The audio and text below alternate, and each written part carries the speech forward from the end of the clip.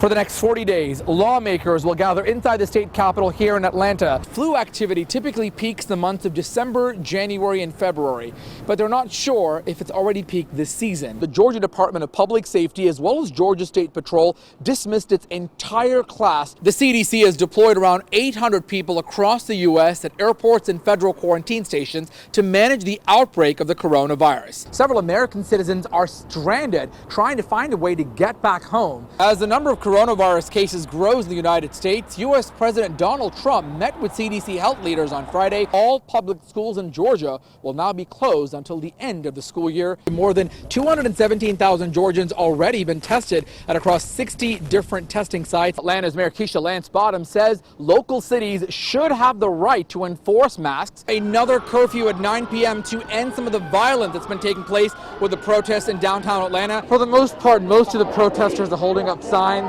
marching, saying no justice, no peace outside of Atlanta City Hall, with police blocking off many of the protesters who say they were out here peacefully marching. As lawmakers gathered inside the state capitol, the scene outside a little different. Around 20 years ago, a similar hate crime bill was introduced, but the Georgia Supreme Court deemed that unconstitutional. He was known as the boy from Troy, John Robert Lewis, and for the past 6 days, his casket has been touring the country. Lewis's body will be taken to Ebenezer Baptist Church on Thursday, where the celebration of life services will continue, and he'll be laid to rest. President Donald Trump also back on the campaign trail today, this time in Atlanta, for an event on Black economic empowerment. President Trump spending about 2 hours in Atlanta, his 9th visit to the city. Former Vice President Joe Biden campaigned at a drive-in rally inside Lakewood Amphitheater in Atlanta. A federal judge has ruled to reinstate the witness signature for absentee ballots for the November election in South Carolina. Georgia has been a crucial battleground state for both Republicans and Democrats,